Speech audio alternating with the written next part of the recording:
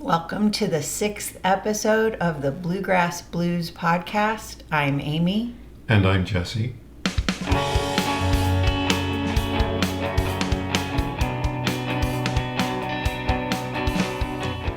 I think, Amy, this week, let's talk about the idea of community. We've seen a lot of things in the news recently where people are gathering in protest, particularly against things like ICE and the seizure of immigrants because of a certain administration.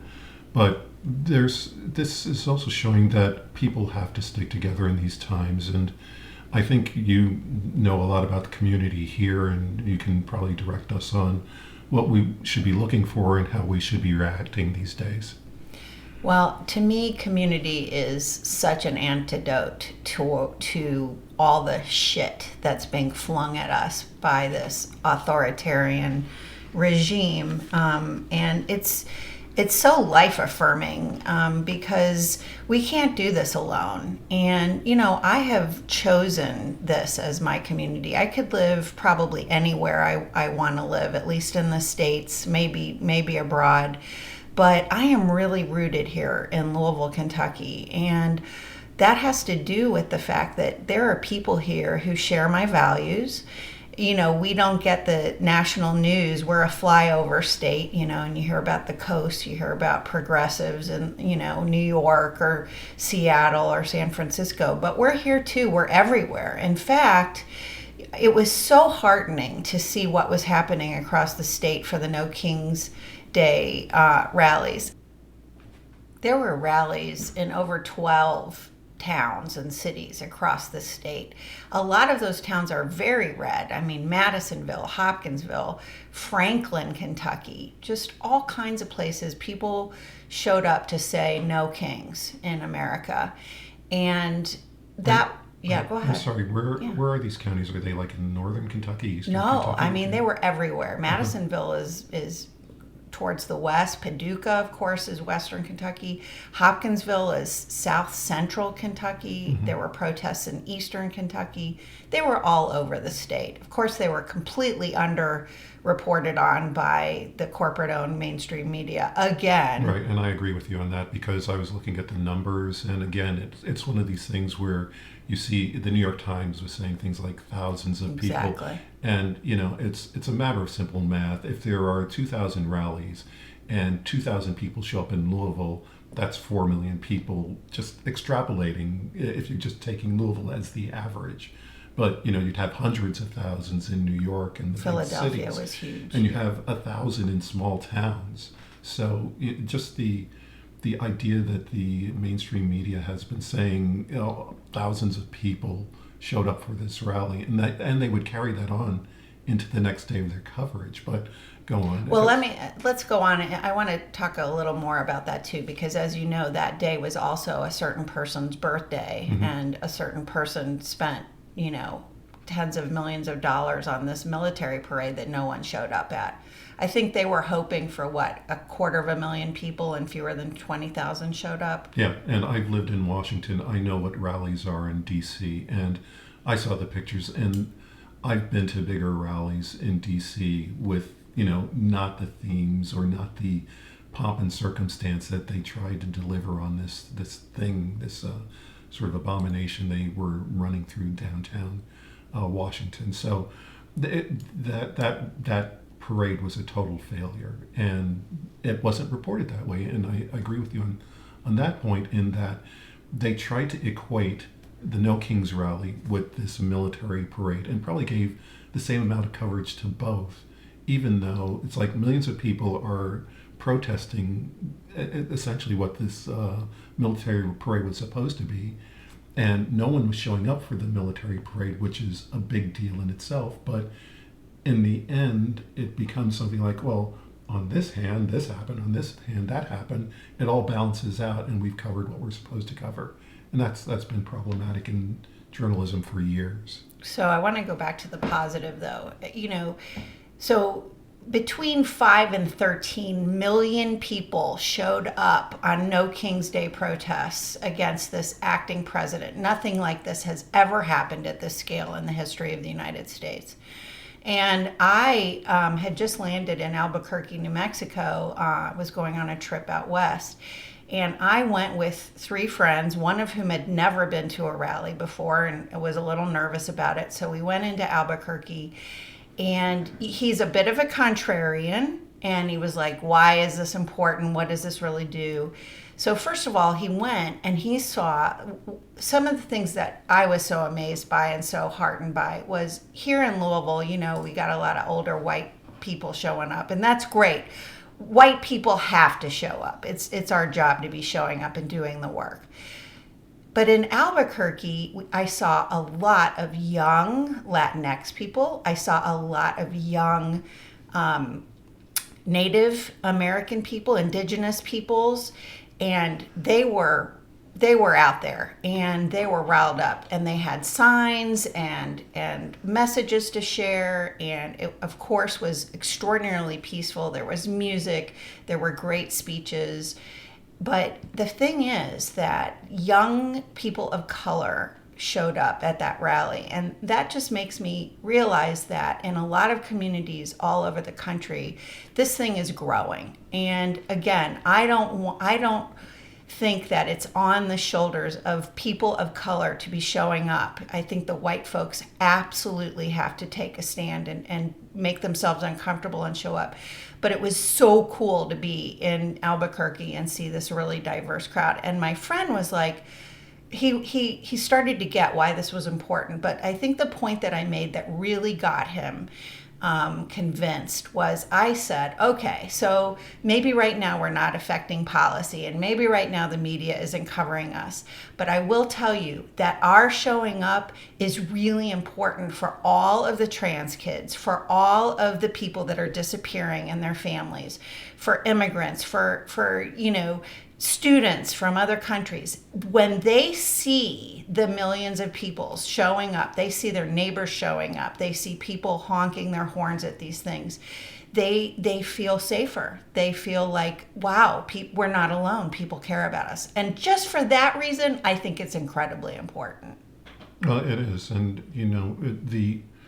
the fact that people are showing up means that at least the message is getting out there, because I think a lot of people just sit around and think, well, what can I do? I'm just one person, and no one's going to listen to me. But it is a collective effort where everyone has to participate and has to make their voices known and heard, because if you don't make your voice heard, you'll just be ignored, and the powers that be will continue to do what they want to do as opposed to listening to the voices of the people. Right. So, the other thing I'm really heartened by my community here in Louisville is there are a lot of ways to plug in and be of service to this resistance.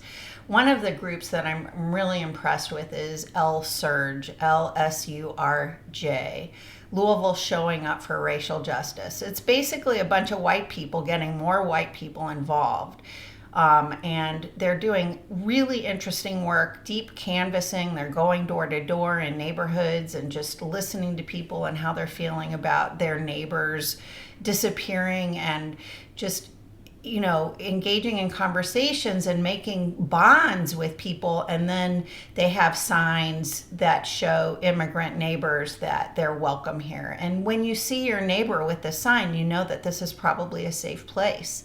And these are people that you might be able to turn to if you're in trouble. They're also training people to show up at all kinds of events, say La Casita or other immigrant serving places, Kentucky Refugee Ministries, Catholic Charities, the Somali community. And white people are showing up with yellow vests, and they're on the lookout for ICE everywhere they go.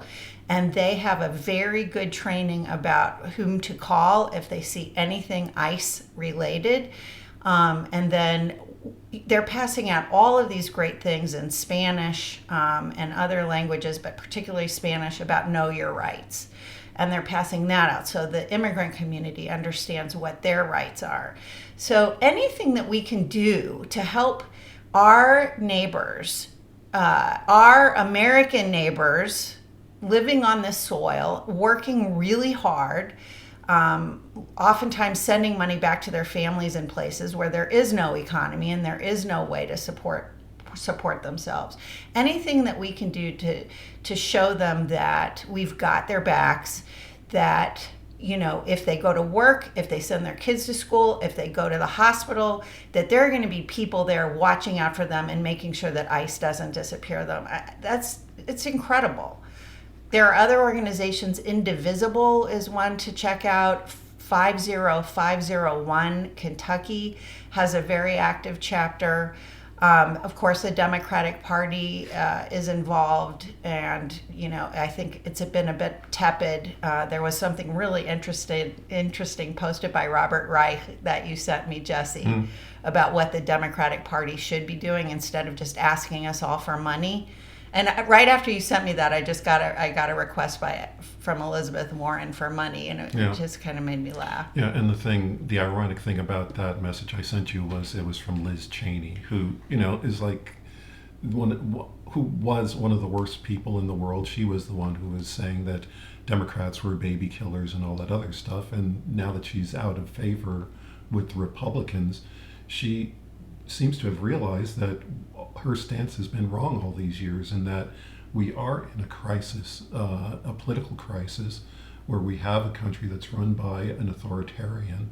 And she's just some of the things she said were amazing. And she did point out that what we seem to be getting from the Democratic Party these days are a lot of emails saying send $15 for whatever.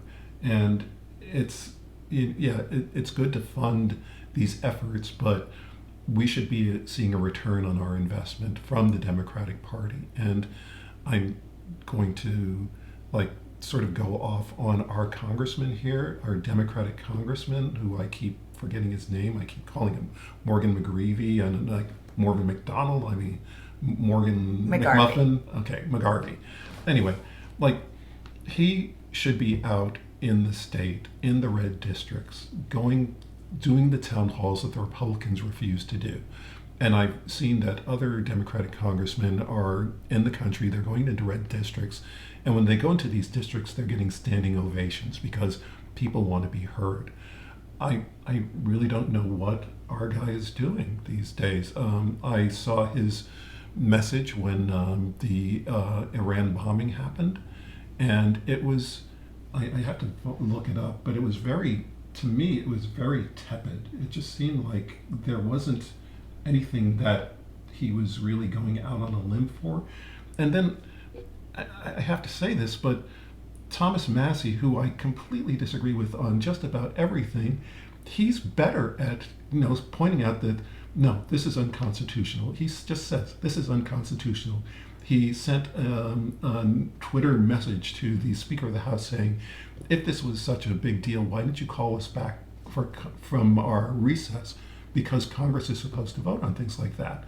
And McGarvey, it just was like, oh, this is, war is bad. Okay, yeah, that's really going out on the limb for that one. I want to jump in for a second.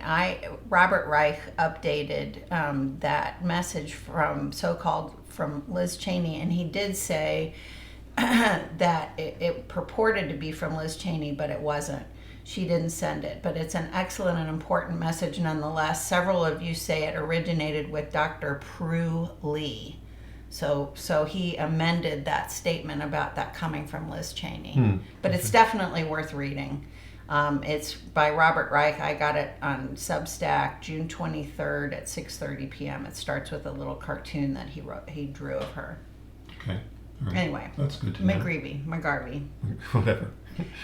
So community is really important. And we can't do this alone, and we should not expect our immigrant neighbors, our trans neighbors, our LGBTQIA community, our women who are seeking an abortion. None of us should be in this alone, and we're not. And so the more that we coalesce and we show up for each other, the better we're going to weather this and turn this around. I would just add one more thing. I've been noticing that in the California demonstrations, the local police are actually in backing the demonstrators against the ICE raids. They're actually like escorting the ICE people out of the area, and it's something where if the local police are really members of this community, they should be doing things to stop people who are showing up in masks, just essentially seizing people off the streets for no reason, just completely unconstitutional actions.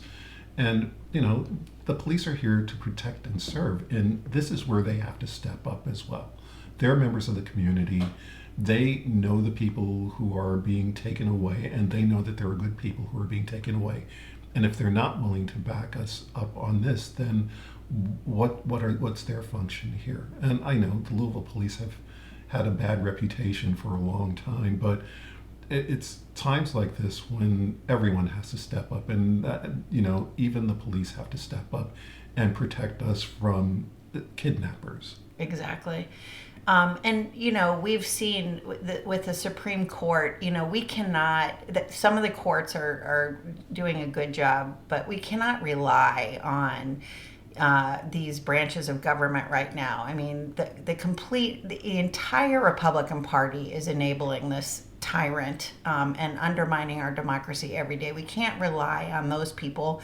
The Supreme Court just ruled that it was okay to disappear people to a third country that they have absolutely no roots in, and these countries, some of these countries are already in a civil war themselves, just terribly dangerous places.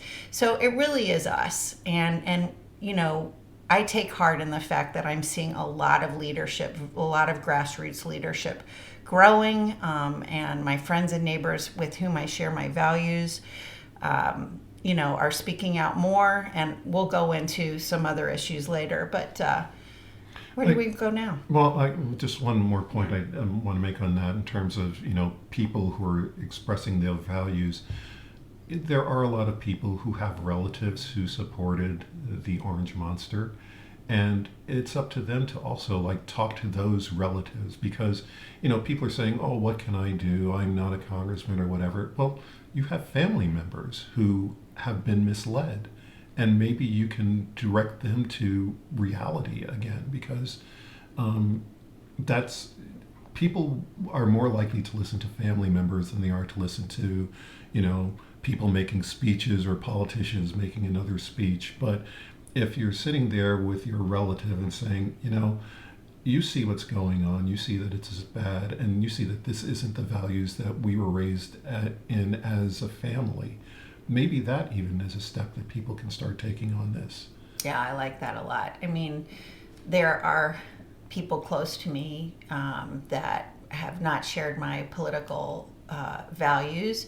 And, things are now starting to happen to them personally that are going to affect their health insurance, that are going to affect their benefits that they're expecting from the federal government.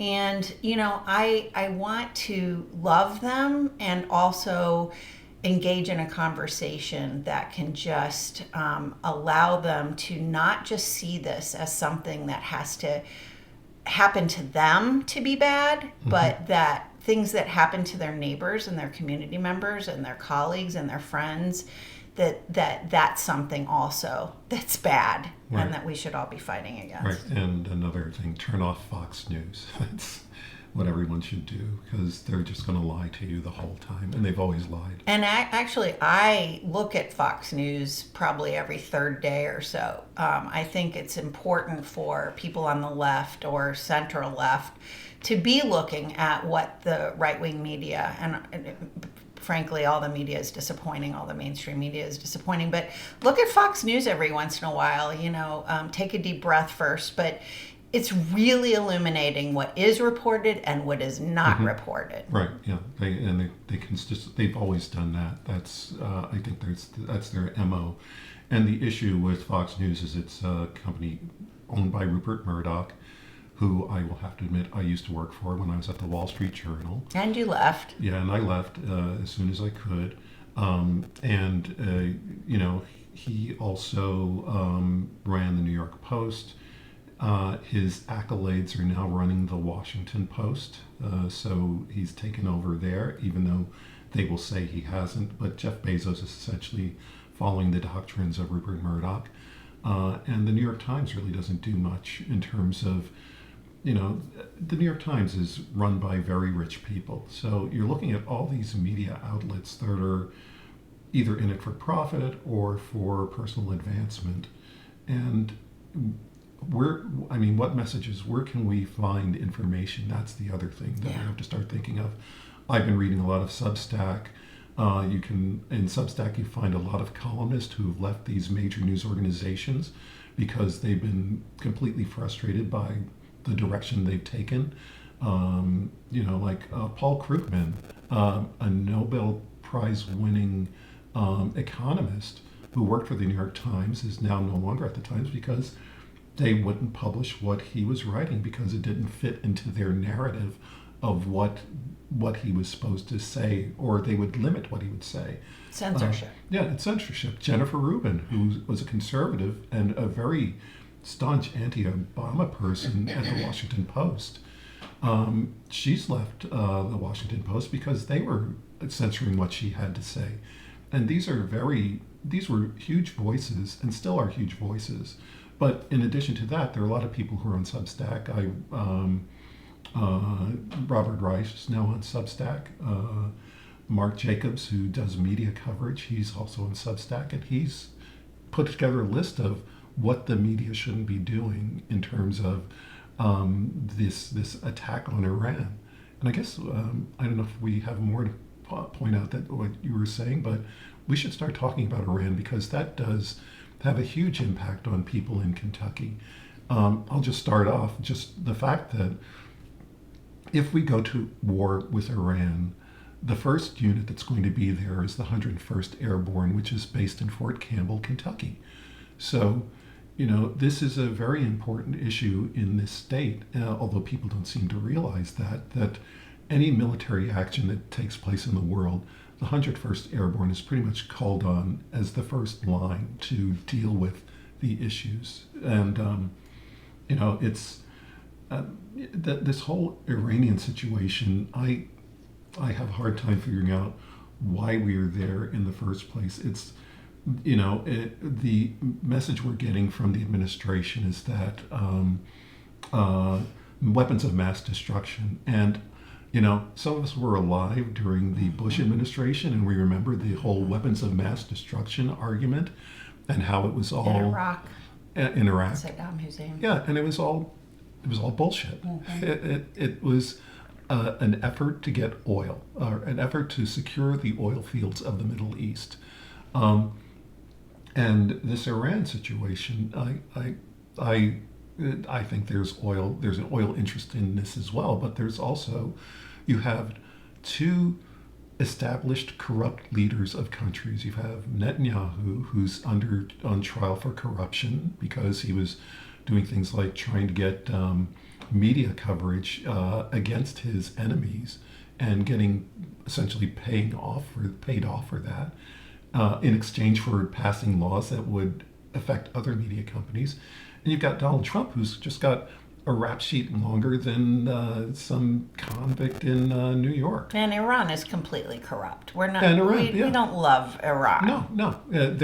We have corrupt leaders in all these countries, and what they've decided to do is, in order to distract from their corruption, they're putting people's lives in jeopardy because they will maintain power. They will still be in power when this is all over. There'll be a lot of dead people, but when everything's ironed out, they'll still be in charge. So, And we saw that Iran, that the bases in the Middle East, where we have tens of thousands of service members, the base in Qatar and in Iraq mm-hmm. were targeted. So, again, if we get into this war, you think that this draft is going to have Barron Trump and J.D. Vance's kids and the billionaire kids? Absolutely not. You know who it's going to be?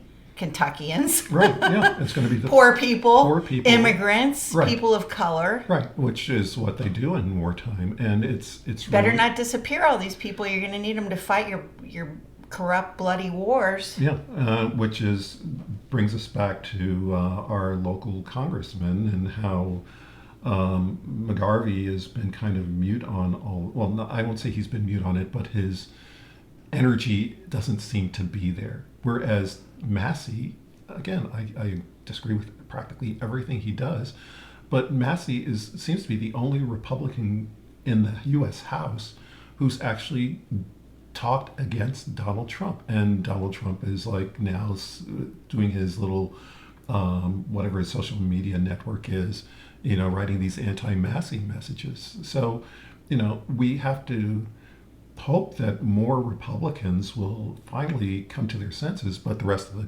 the Kentucky delegation isn't doing that. Well, and I want to go back to my community comment. I'm a Jewish person here where there aren't a lot of Jewish people, but there was the National Jewish Federation basically came out with a statement after this unconstitutional bombing of Iran by our country, which, didn't even inform any Democratic lawmaker, and maybe a few of the Republican wusses knew about it, but not many.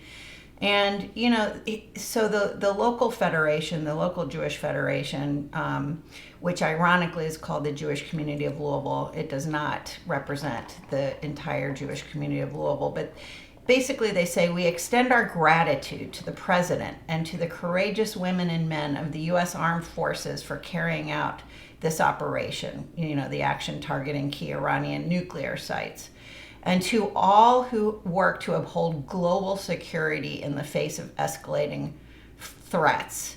So, basically lifting up a man who, said, Nazis, basically, oh, those Nazis are okay, the people in Charlottesville, and he enables Nazis. And there are good people on both sides. There are good people on both sides. And so I helped form a group called Jewish Louisvillians for Peace. And that happened as a result of October 7th, which was horrible and devastating, the attack on Israelis, and should be condemned with every breath that's ever taken as it regards Hamas and what's happening in the Middle East. But we put out a statement basically saying that we categorically reject the local Jewish Federation's expression of gratitude for President Trump's decision to join Israel in military action against Iran. This escalation bypassed constitutional checks and increased the risk to civilians across the region. It is an act of aggression that undermines both safety and Jewish values. And we go on. This is important. Yeah, we're in the minority. I'm a Southern Jewish person. I'm already in the minority. And but this conflation of anti-Bibi, anti-Zionism as it relates to the occupation and oppression of Palestinians and anti-Semitism, there is a complete conflation. I've talked about it at local churches. But this is not good for Jews around the world, bombing Iran like this without the checks and balances that we're supposed to have. And the Gaza war continues, right? Mm-hmm. The complete obliteration of Gaza continues, and people are starving and dying. So I don't know. I have a friend who is a Trumper, and we go hiking every once in a while, although I can't be around him too often these days. And he just assumes, because I'm a Jewish person, every time something like this happens, every time Bibi, does something, or Trump does something for the people of Israel, I get a call from him. And he's assuming that because I'm a Jewish person, that I'm in sync with all of these actions. And I absolutely am not in sync with all of these actions. I think they're terribly anti-Jewish. I think they're anti-human. We have diplomats. We have diplomacy for a reason. And I just keep thinking about these guys. I wish they'd just get out of the way and let other people come together and have conversations. Is that naive? I don't think so. It's a lot less costly of human lives and, dollars. And it's not working. This is not working. And then I have some Jewish friends that just say, oh, from the river to the sea, they never have recognized Israel. And my point to them is, this isn't working. These statements are not working. And it's time to try something new. And I think it's time for us to really show our opposition to these terrible, corrupt leaders who are inciting war. And, they're not going to be the ones that suffer any of the consequences. And my thoughts on why they're actually inciting wars, because it's a distraction from the corruption that they're doing in general. Meanwhile, how much has Trump enriched himself since becoming president now? Well, yeah, he's got the Trump phones out now. He's got all these deals with, he got a free plane from Qatar. Yeah, tens of billions of dollars. Yeah, and Follow the money, people. people. It's not only him, it's his family. And I think in the recent congressional hearings, they had Pam Bondi on the stand, and they're saying, well, you made all these deals and you made all this money, and isn't this like corruption? And she and the Trump people are going to just write it off as, oh, you're just being liberals attacking our American values and all this other stuff. But there is just an amazing amount of corruption in the government right now that unfortunately is not being covered the way it should be covered. And it's all being put in these smoke screens of, I hate to say that they're making these really life and death threatening actions in order to just cover their tracks. They don't really care about like who's going to die or who's getting hurt. They just want to cover their money trails in order to get more money, which is what Trump is doing constantly. So there's a huge amount of corruption going on. Again, this is a failure of the media, which keeps doing it as this side is saying this side is saying that. How are we supposed to know what's real? Well, that's your job. You're supposed to, when I was studying journalism, it was the idea that you were supposed to get to the truth. There's no, there can be truths on both sides, but if one side is lying, you have to say it's a lie. And I think I've talked about this on previous podcasts where we would have arguments in the newsroom about when can we use the word lie. And it shouldn't have been an argument at all. It was a lie. It's just that simple. I remember when the January 6th attack on the Capitol happened, and we had a discussion on whether we should call it a riot. And it's like, it's a riot. Can't you see? This is like what it is. And of course, we went with the statement that it was a riot. But the fact that we had to discuss it, to me, was just absurd. Yeah. It just didn't make any sense at all. Again, I think the Iran bombing was a distraction because it was, for one, I think it was Trump showing that he was embarrassed by his parade and he wanted to show that he was a military leader. And I also think that in Israel or in international coverage that Netanyahu was getting a lot of credit for bombing Iran in the first place. And right. Trump thought, I'm going to get on this way. Yeah, I'm going to get on this action. Yeah. And that's what he does. Yeah. And everything with him is, I think one of the things he knows better than most is that the American media has this 2-week attention span because everything he says that he's going to do is going to happen in 2 weeks. And what happens in those 2 weeks is the media forgets what happened because some new Trump distraction occurs. So he's going to just keep creating distractions, giving us this 2-week time frame for everything. And then when the 2 weeks are up, we're going to be distracted by something else. And meanwhile, Project 2025 keeps... It's just... And I'm glad you raised that because I've been thinking, and I'm sure other people must have been thinking this by now, but why aren't Democrats working on a Project 2028? Yeah. This is like... We're 6? Yeah, 2026, 2028. Mm-hmm. We know what we want. We know what we want to see happen. And the Republicans had their Project 2025 out, or 2024 out, way before the election. Everyone got a chance to read it. Everyone who's now complaining that they didn't know what was going to happen has to be a fool because it was there. It was in print.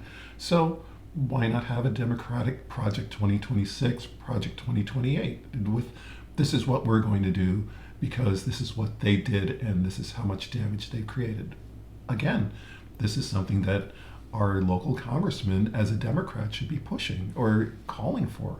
And I don't know what the Democratic think tanks are. I don't know whether they, what they're forming, but it goes back to this idea of if we're getting like these constant emails from the Democratic Party saying send $15 because see what Trump did just now, you send money, we're going to do something about it, and that we don't see what the results of the money we're sending is producing. Right. So these are again, these are times when people have to start paying attention. We were fooled once.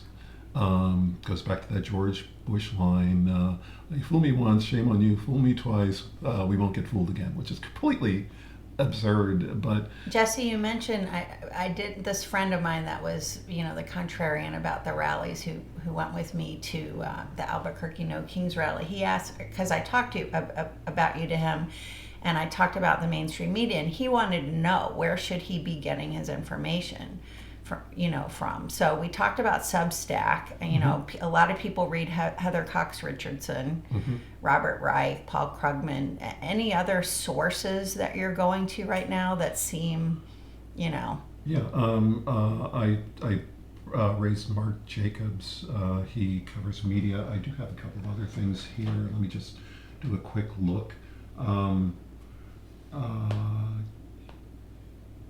Who's the guy who you sent me to? Who's very Jeff Tiedrich, who's his language is really offensive. It would be offensive to a lot of people, but when you read his stuff, it's like he just points out that Trump is incompetent and Trump is corrupt, and it's just like really vicious language he uses. But I read him constantly because if you look in between the lines, everything he says is true.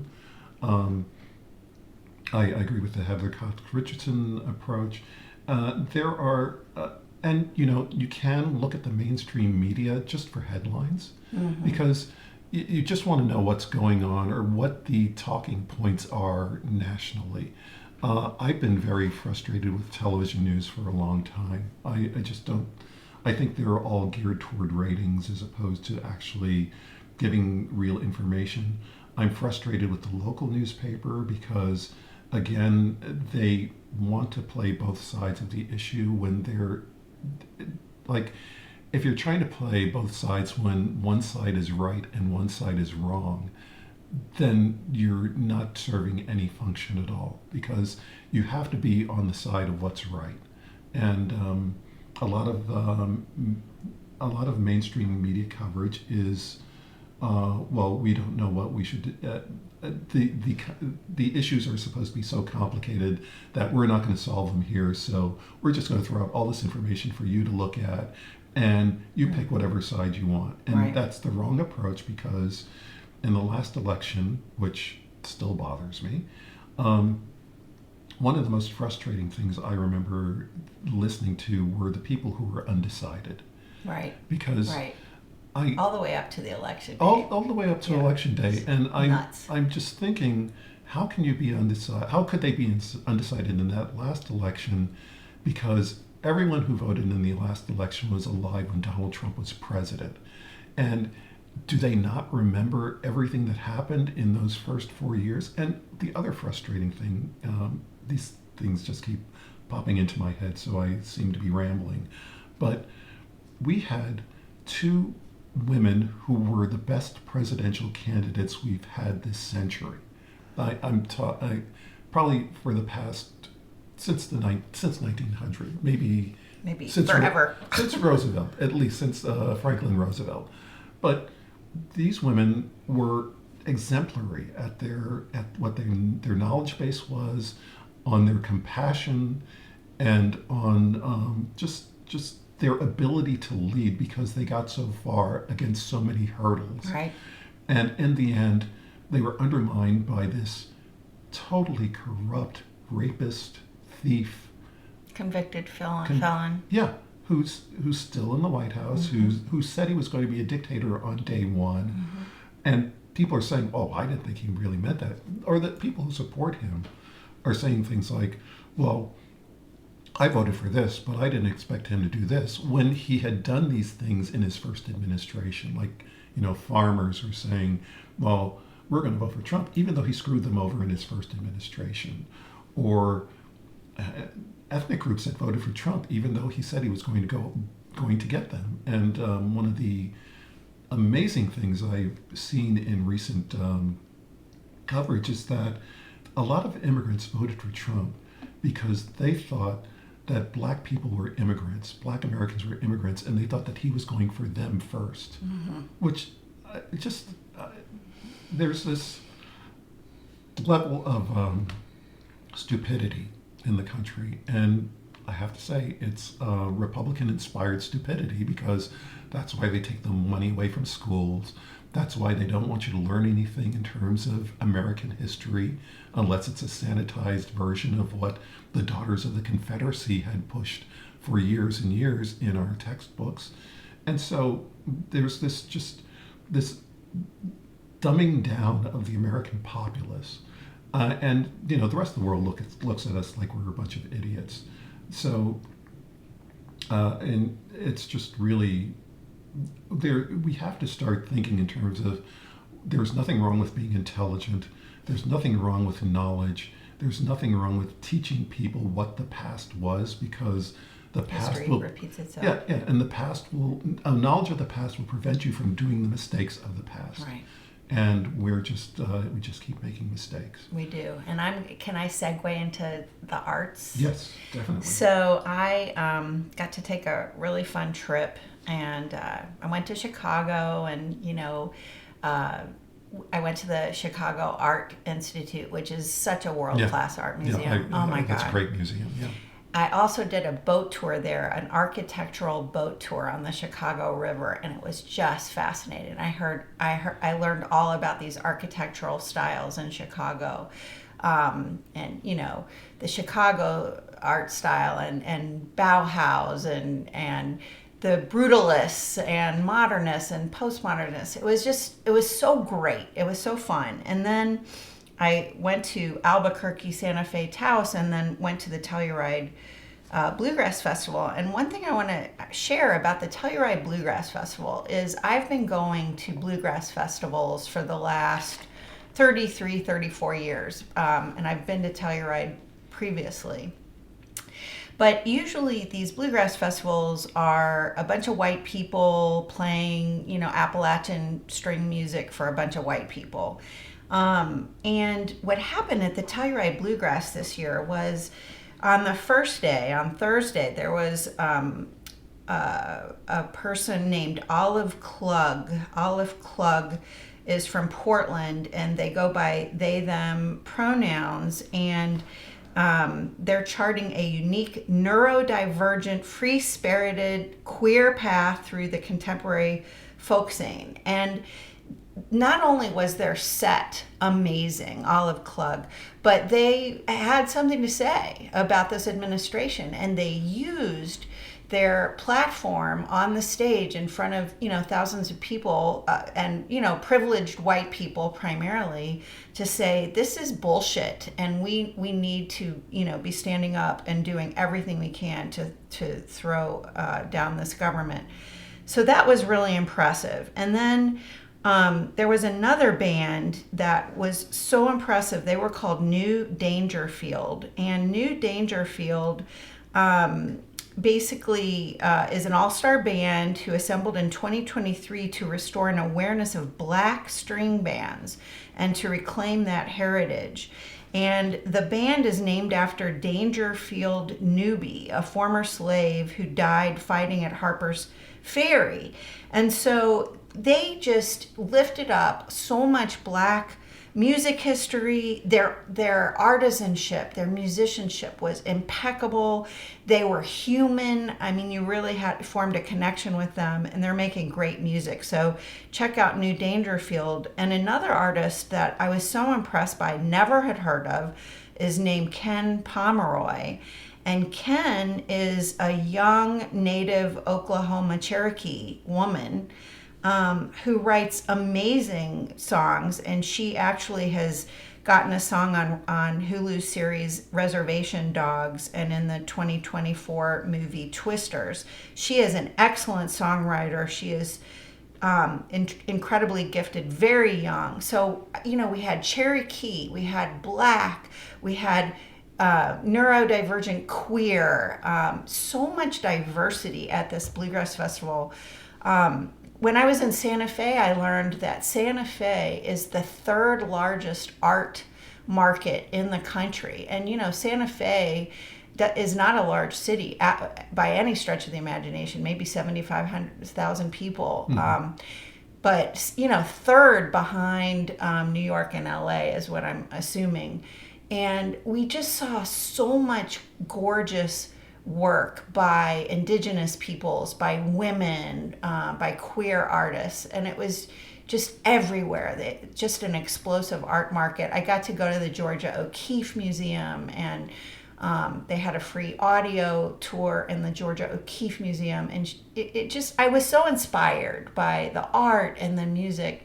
So I was really grateful that I got to take a little bit of a respite from fighting the man, fighting tyranny and all the good things.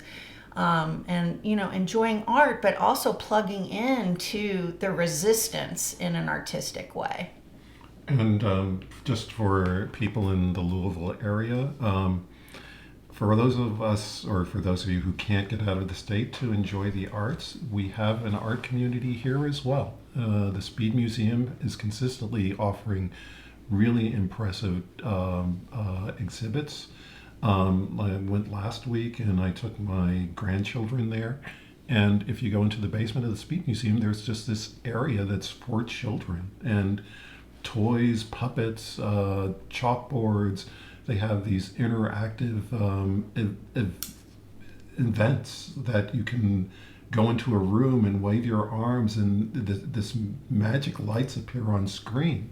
And my 5-year-old grandson was just running crazy in it because it was just so impressive. So that's something. And there's a cultural pass every summer. And so for those of us who raise kids on lower incomes too, there's this cultural pass, and you can go to a number of institutions for free all summer long. My grandson is in like a space camp at the Louisville Science Museum downtown. So there are plenty of things to do there, and also in terms of just the theater arts.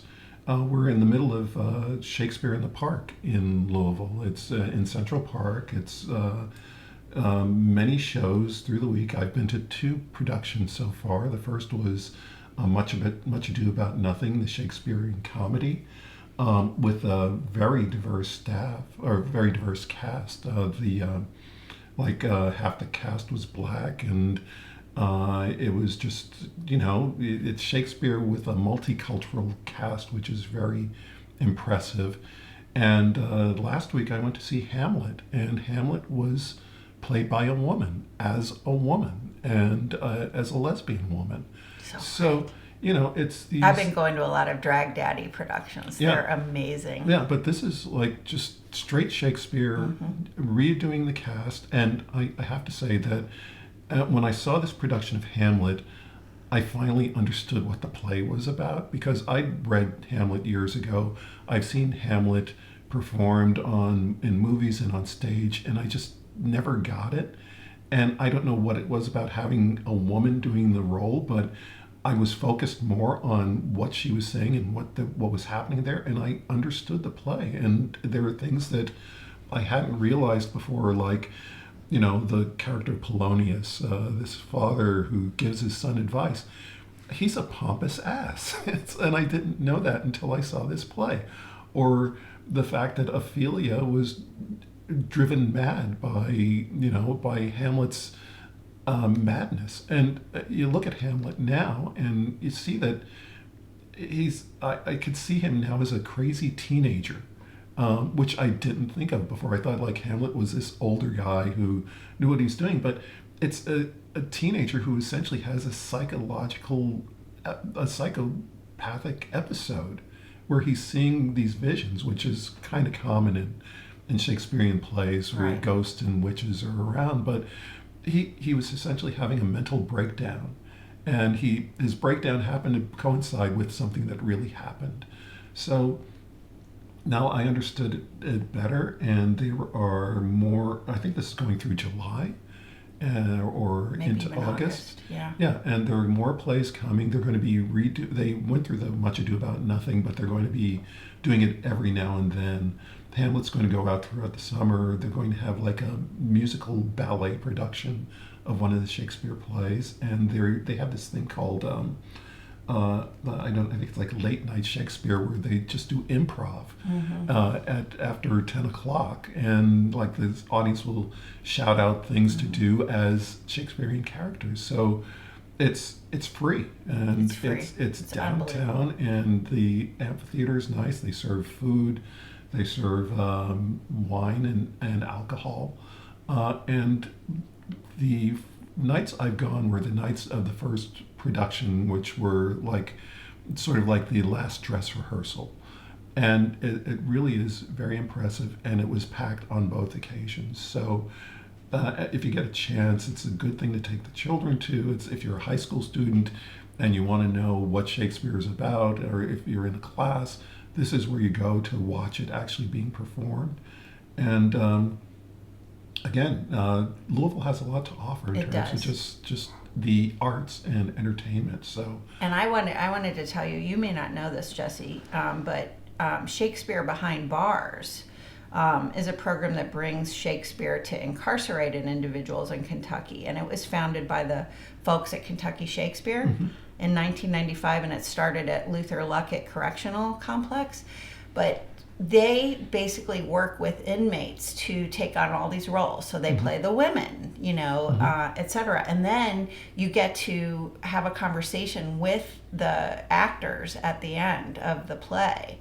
And the recidivism rate for these actors that are incarcerated is so much lower than the recidivism rate for other incarcerated individuals. And what happens as a result of being in Shakespeare Behind Bars is that they build community there at the prison.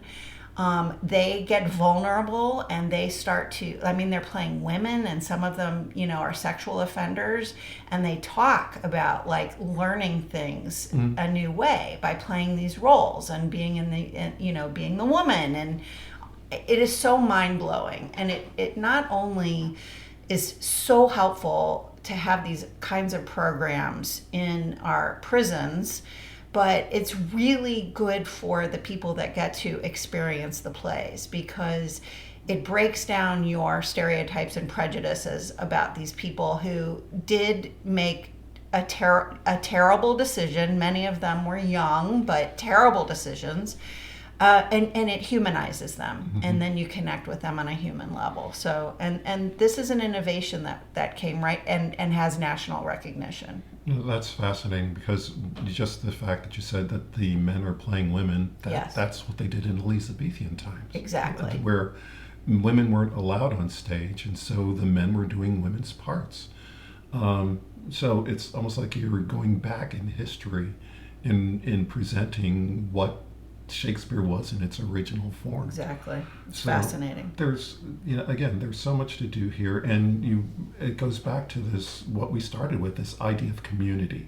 There's so many things that are happening in this area that are representative of what community really is. And it's community is education, community is compassion, and community is just being decent neighbors. Yeah. And watching out for neighbors. It's a very almost religious value, where you're supposed to watch out for your neighbor, and you're supposed to take care of others. That's why we're here. Yeah. Right. Yeah. So this is just things for people to think about. And I also understand. wanted to mention one other thing I'm doing. So I work a 12-step program, and I have for 16 years or so. And there are other people in this program that share my political values, but in a 12-step program, you don't talk about outside issues. You're just focused on the recovery process. So we have formed a grief group, and we're studying a text on grief through our recovery program, but it's an outside meeting. We meet monthly, and there's like a dozen of us, and we are applying the principles of this grief recovery book to how we're processing this administration and what's happening to our country. And, talk about community. So now, there are people that you see in these meetings, right? And you know that they share these political values, and you're building community outside of the meetings, so that we can all coalesce. And there are people who've never been to a political rally, a march, have never used the 5 Calls app, called their senators, congresspeople, etc., that are now really engaged. And there's a ripple effect happening, because now that they're engaged, they're telling their friends and they're telling their family members, etc. So I go back to community. I'm the president of my neighborhood association in Old Louisville, and I have never lived in such a kind, caring community. And my next door neighbor is a Trumper who packs heat constantly and wears an NRA hat. And he has been the loveliest neighbor. He looks out for us. He bought us pizza the first night we moved into the house. He knows I'm Jewish. He goes to a very kind of evangelical, fundamentalist Christian church, and we have a bond. And you know what that bond is? We care about each other as human beings and as neighbors. So it's just absolutely profound what can happen when we coalesce and band together and find common ground. You made a reference to a 5 Calls app. What's that? Yeah, the 5 Calls app is really cool. I've got it. Let me pull it up.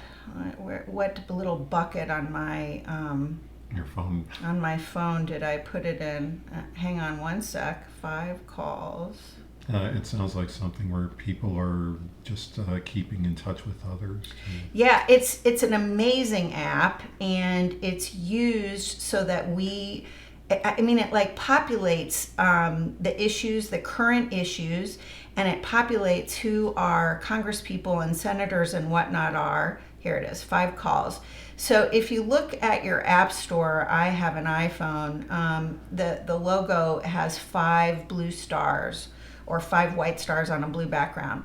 And right now, what pops up for me is my location and it has my location. What's important to you? It asks you a question. What's important to you?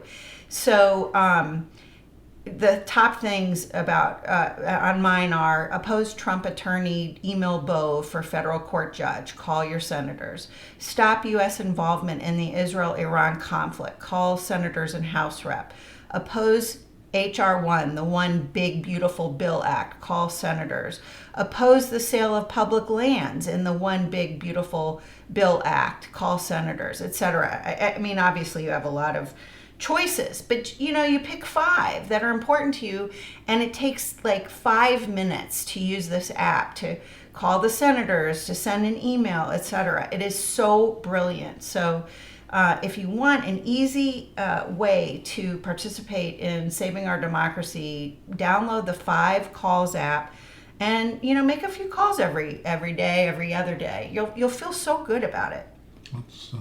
I'll have to do that. Just one thing I wanted to raise, and just a correction from our last podcast. I had misplaced where Massey was representing. Right. I fixed that earlier in this podcast, so I'm glad that I got to do that. And what else do we have to talk about? Are we? I think going we're to wrap good. it up? Yeah. So thanks, Jesse. and everybody, we have our website. Go to the website where you can hear this podcast. This is our number 6. We have posts on other things as well, and let us know what you want to hear too. Yeah, and take a look at the Substacks we recommended, because that'll keep you informed. So thanks, everybody. Hope to hear from you soon. Take care. Our closing music is by John Chamberlain.